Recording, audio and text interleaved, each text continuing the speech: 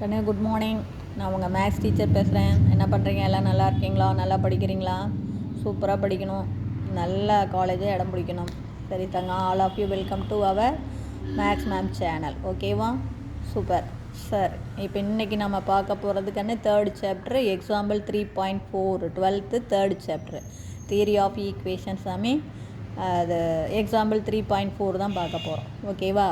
பாருங்கள், அவன் கொடுத்துருக்கிற மொதல் கணக்கில் ஃபஸ்ட்டு நல்லா கிளியராக பார்த்துக்கோ. Find the sum of the square of the root, அதாவது ரூட்டை ஸ்கொயர் பண்ணி கூட்டணும். எவ்வளோதான் மேட்ரு. இந்த கிவன் ஈக்குவேஷன், இந்த ஈக்குவேஷன் கொடுத்துருக்காங்க. இதனுடைய ரூட்டை ஸ்கொயர் பண்ணி ஆட் பண்ணு, அதுதான் சம் ஆஃப். அப்படின்னா சம்முனா கூட்டு, ஸ்கொயர்னால் ஸ்கொயர் பண்ணு. புரியுதா? அப்போ ஸ்கொயர் பண்ணி சம் கூட்டு அப்படின்னு அர்த்தம். The root of the equation. சரி, இப்போ நமக்கு த கிவன் ஈக்குவேஷன் வந்து இந்த ஈக்குவேஷனுடைய டிகிரி பார்த்திங்கன்னா 4. அப்போ கண்டிப்பாக இதுக்கு எத்தனை ரூட் இருக்கும்? 4 ரூட் இருக்கும். அந்த 4 ரூட் நீ என்னென்ன எடுத்துருக்க? ஆல்ஃபா, பீட்டா, காமா, டெல்டான்னு எடுத்துக்கோ. புரியுதா? 4 ரூட் வர்றதுனால ஆல்ஃபா, பீட்டா, காமா, டெல்டான்னு எடுத்துக்கோ. மொதல் சம் 1 உனக்கு தெரியும். ஒவ்வொன்றா கூட்டணும், ரூட்டை ஒவ்வொன்றா ஆட் பண்ணணும். அப்போ alpha plus beta plus gamma plus delta, அதுக்கான ஃபார்முலா -b/a. சம் 2னா 2 சேர்த்து ஆட் பண்ணணும். அப்போ alpha beta plus alpha gamma plus alpha delta plus அடுத்தது beta gamma plus beta delta plus gamma delta.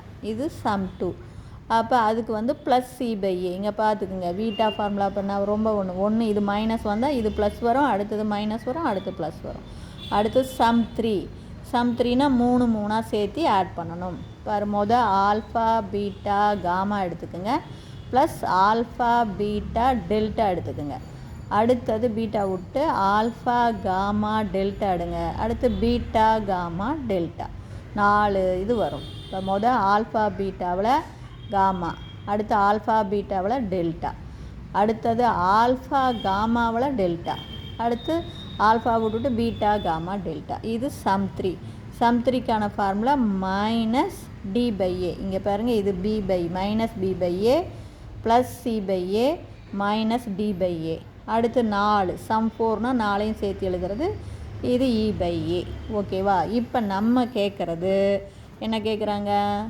Find the sum of square of the root. ஸ்கொயர்னா square பண்ணணும், சம்முனா கூட்டணும். அப்போ alpha squared plus beta squared plus gamma squared plus delta square. இதுக்கான formula சம்1 whole square minus 2 into sum 2. உனக்கு தான் தெரியும். Alpha plus beta plus gamma plus delta whole squared அப்படின்னா alpha squared plus beta squared plus gamma squared plus delta squared plus 2 alpha beta அப்படின்னு நம்ம வந்து முன்னாடி சொல்லி கொடுத்தோம் இல்லையா? அப்போ இது alpha squared plus beta squared plus gamma squared plus டெல்டா ஸ்கொயர்டுனா சம்1 ஸ்கொயர்டு மைனஸ் 2 டைம் சம் 2. சம்1 என்ன? -b/a whole square minus 2 into sum 2 என்ன?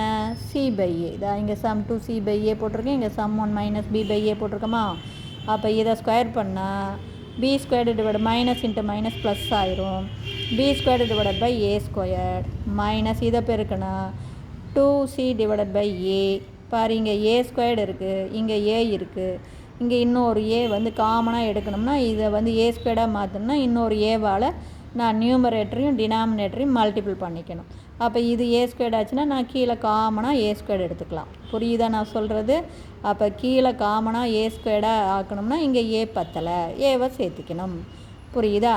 அப்போ தேர்ஃபோர் கீழே காமனாக a ஸ்கொயர்டை எடுத்துக்கிட்டிங்கன்னா நியூமரேட்டரில் b ஸ்கொயர் மைனஸ் 2ac. கண்ணு இது எப்படி வருதுன்னு தெரியுதா தங்கம்? மேலேயும் கீழேயும் ஏவை காமனாக சேர்த்திக்கிறேன். மேலே 2ac, இங்கேயும் a ஸ்கொயர்டு. இப்போ இதுவும் a ஸ்கொயர்டு, இதுவும் a ஸ்கொயர்டு, காமனாக எடுத்துக்கோ, மேலே எழுது b ஸ்கொயர் மைனஸ் 2ac. இவ்வளவுதான். புரிஞ்சுதா சாமி? சந்தேகமாக இருந்தால் கேளுங்க. தேங்க்யூ.